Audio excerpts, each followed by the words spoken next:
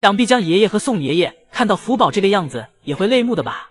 起因是因为今天福宝在园区营业时来到了窗前跟游客们打招呼，而韩国的姨姨看到后激动的喊出了耶波耶波，这个声音被福宝听到了。福宝迟迟没有离开，福宝趴在墙上仔细听着这个声音传来的方向，小手用力扒在墙上，仿佛是想要爬出来一探究竟，看看是不是自己脑海中想象中的那个样子，是不是自己的圣熙姨母来了，爷爷是不是也在旁边？之前江爷爷在看《旅日香香》回国后，再次听到熟悉的声音，那种惊讶与激动心情给江爷爷看得一整个哽咽了，泪点滴的现场嘉宾眼中的泪水直接不自觉地流了下来。那种分别后再次重逢对心里的冲击感，最让人忍不住眼中的泪水。同样的现场的韩国姨姨在看到福宝似乎听出了自己这熟悉的声音后，也没忍住自己眼中的泪水，现场直接哭出了声。早上福宝上班前，福宝在房间里跟奶爸打滚撒娇了好久，不过福宝也知道此时外面的姨姨们已经等自己好久了。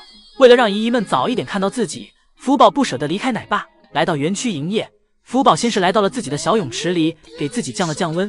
福宝最喜欢这个小泳池了，每次在小泳池里泡澡玩耍时，福宝都会很开心，嘴角一直都保持着上扬。从小泳池出来后，福宝便来到自己与姨姨们相隔的这堵墙前，福宝开心站起身，伸着小手和姨姨们问好。而这时福宝听到了那声熟悉的耶波耶波的声音，激动的福宝直接走下台阶，扑到了姨姨的身前。就这样，今天福宝和韩国的姨姨完成了一次双向奔赴。爷爷们要是看到这个画面后，一定会有很多感慨吧。今天瑞宝是跟屁瑞，因为瑞宝的听话，爱宝还额外给了瑞宝一块窝头。爱宝走去哪儿，瑞宝就跟去哪儿。爱宝在小亭子上睡觉，瑞宝就在小亭子上睡觉。爱宝回家休息，今天瑞宝也跟着妈妈回去休息。就在瑞宝跟着妈妈回家休息时，宋爷爷来到园区，开始给爱宝收拾刚才吃剩的竹子，以及放置新的竹子。此时辉宝则是什么也不管，就在树上呼呼大睡。这时宋爷爷给爱宝在小亭子上放置了一块大胡萝卜和一块大窝头，等着爱宝来了，让爱宝美美的饱餐一顿。宋爷爷心满意足的离开，爱宝和瑞宝走回园区。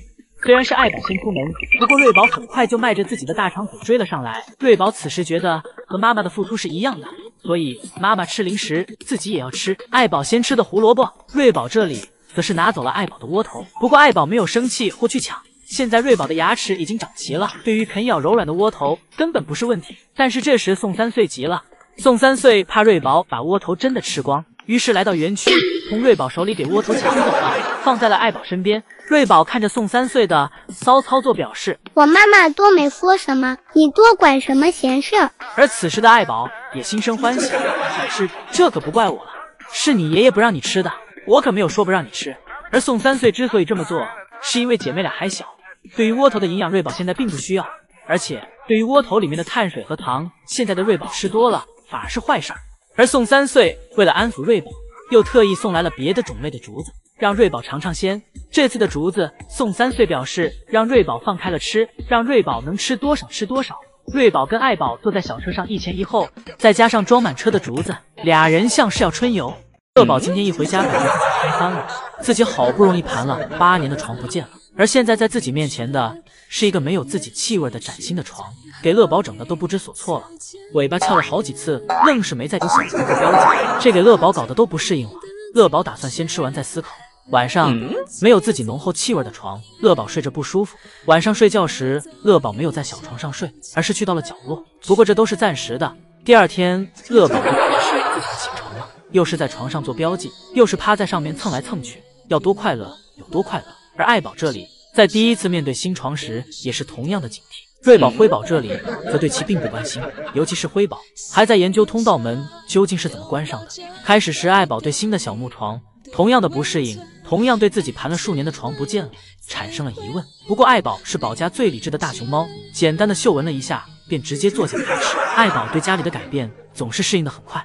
一会儿，宋爷爷端来了盆奶，宋爷爷这里打算让姐妹俩吃完，再去旁边房间找妈妈。但姐妹俩吃饭时开始对隔壁房间好奇了，奶水吃的满地都是。辉宝发现自己给奶水洒了一地，还懂事的知道舔干净，但在宋爷爷这里是不允许的。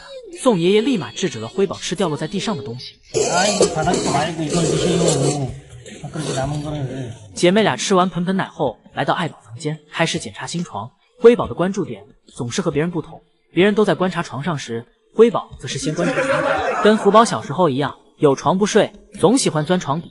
深夜不睡觉的宝家都在忙着吃夜宵，隔壁的母女3个此时也都在各自忙碌着。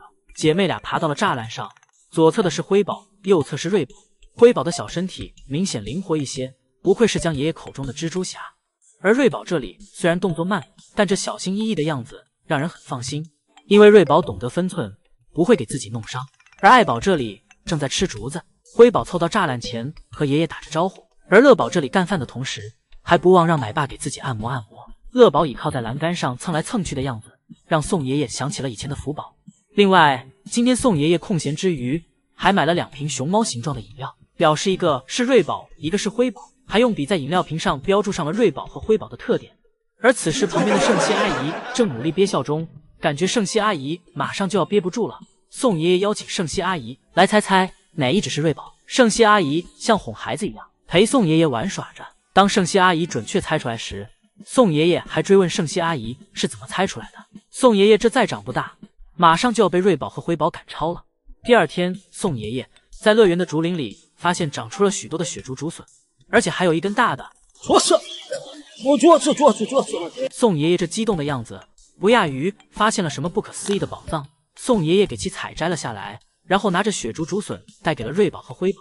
此时辉宝正在树上睡觉，宋爷爷打算先去找瑞宝。瑞宝很信任的从爷爷手里接过雪竹，就往嘴巴里送。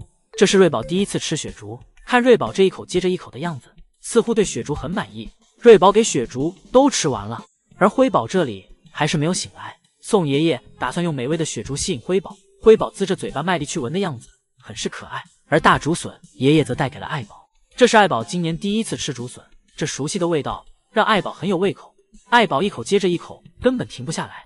姐妹俩现在已经反向摸透了爷爷的上下班规律了。姐妹俩发现，只要妈妈开始往家走，爷爷不出5分钟就会从员工通道里走出来。于是姐妹俩便在今天制定了计划，打算守株待送。瑞宝和辉宝看到妈妈往家走后，便开始躲在草丛里等候爷爷的开门。瑞宝率先察觉员工通道门口传来声音，瑞宝立马向着员工通道跑了过去，然后就一直在通道门口守着，一直等到爷爷从通道门口里出来。正如瑞宝所判断的，没一会儿，宋爷爷就从门里走了出来。瑞宝这小耳朵简直和小狗耳朵一样灵。宋爷爷出来后，为了防止瑞宝跑进房间里，宋爷爷转过身来，立马给门关上，然后便来到小亭子上。瑞宝眼看进不去了，便将注意力放回爷爷身上。宋爷爷去到小亭子旁收拾竹子，而瑞宝也紧跟其后，帮爷爷在后面抱着竹子。瑞宝有活是真干，但只是身高在这，小脚倒腾不过来，给爷爷起到了反作用。一会儿宋爷爷离开，瑞宝从竹子堆里找出了爷爷给妈妈放着的胡萝卜，偷偷吃上了妈妈的胡萝卜。